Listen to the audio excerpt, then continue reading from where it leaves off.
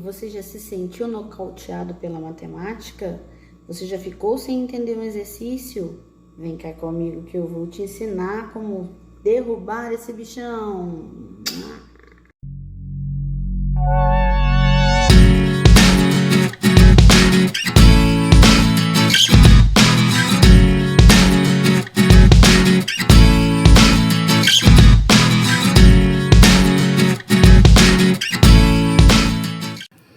Você está cansado de ver aqueles exercícios de matemática cheios de letras estranhas que você não sabe o significado? Vem comigo que eu vou te mostrar. Ao relacionarmos a matemática com o cotidiano, observamos sua presença em jornais, revistas e panfletos de propaganda e etc.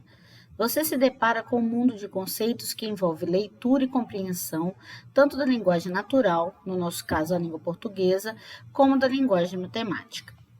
Quantas vezes você já perguntou ao professor o que era para fazer um determinado exercício?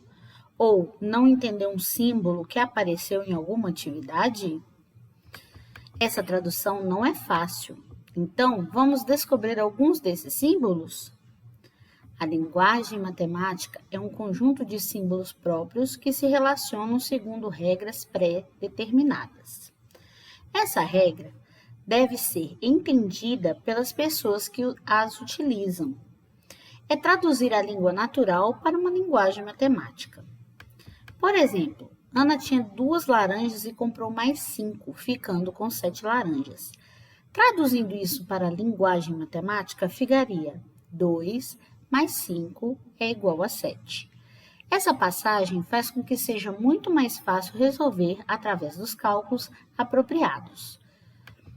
Conjuntos são coleções, grupos ou reuniões de objetos e números. Eles estão presentes em nosso dia a dia de diversas maneiras e servem para organizar. Para melhor compreender esse tipo de linguagem, estudaremos símbolos para entender as relações e operações entre esses conjuntos. São sinônimos de conjunto grupo, coleção, classe ou sistema.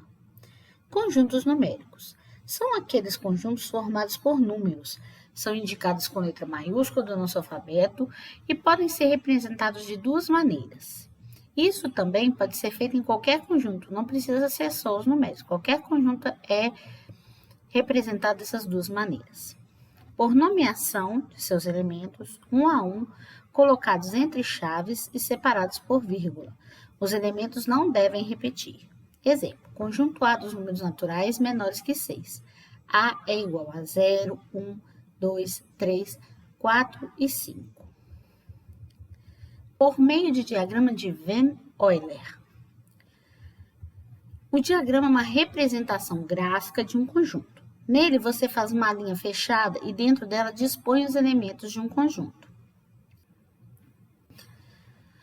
Dizemos que um conjunto é finito quando sabemos qual é a quantidade de elementos que ele possui. Exemplo de conjunto finito. Conjunto A das vogais do alfabeto. Sabemos que são apenas 5. Dizemos que um conjunto é infinito quando não é possível nomear todos os seus elementos, seja porque não sabemos quantos são ou não podemos mensurá-los. Exemplo de conjunto infinito. Conjunto B dos números pares. Não conseguimos saber quantos números pares existem, logo, são infinitos.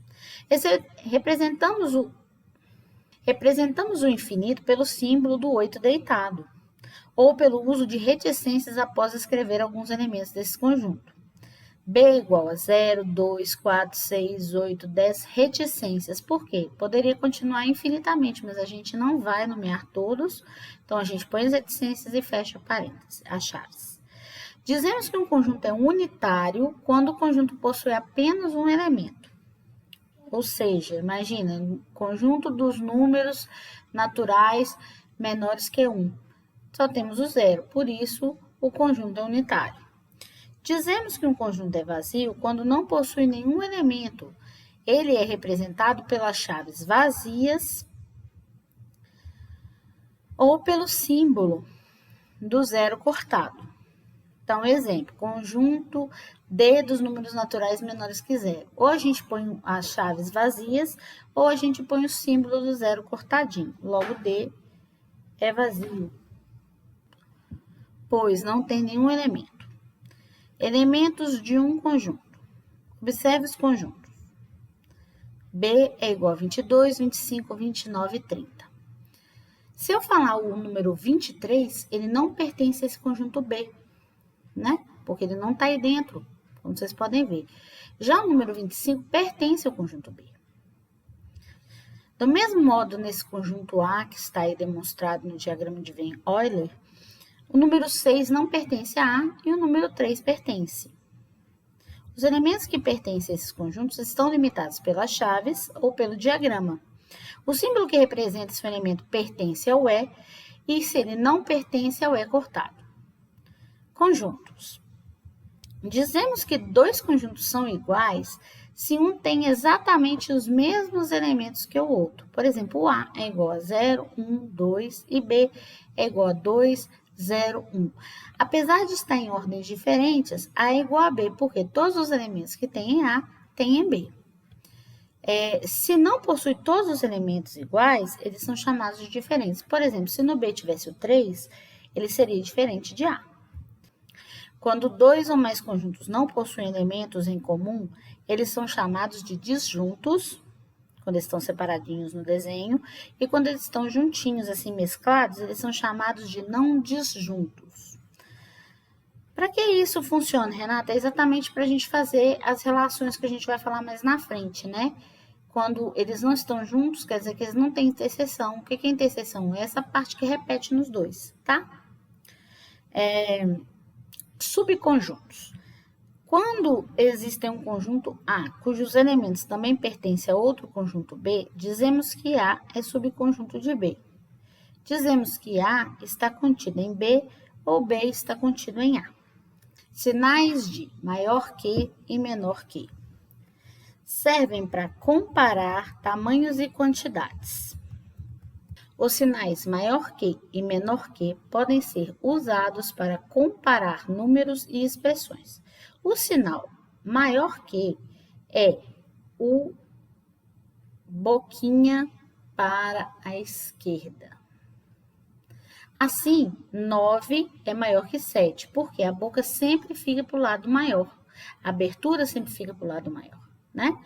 E a bundinha, pontinha, sempre fica para o lado menor. Então, 9 é maior que 7, é lido como 9 maior que 7. O sinal menor que é a abertura para a direita, né? Outros dois sinais de comparação são o maior ou igual a e o menor ou igual a. União. A união de A com B é o conjunto formado por todos os elementos pertencentes a A ou a B, sem repeti-los.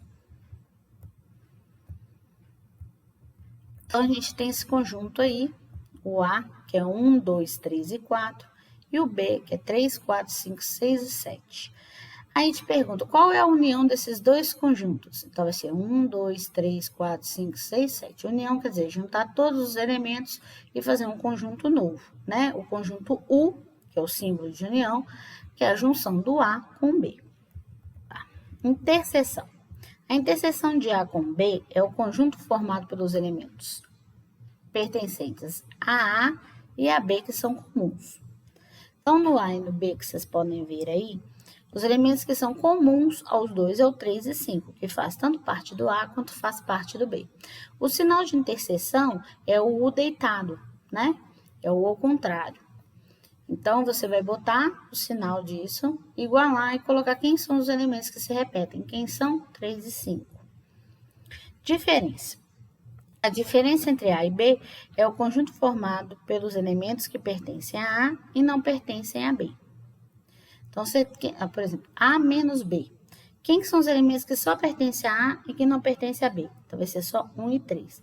Se fosse B menos A, quais os elementos que pertencem a B que não pertencem a A? Então, no caso, é o símbolo.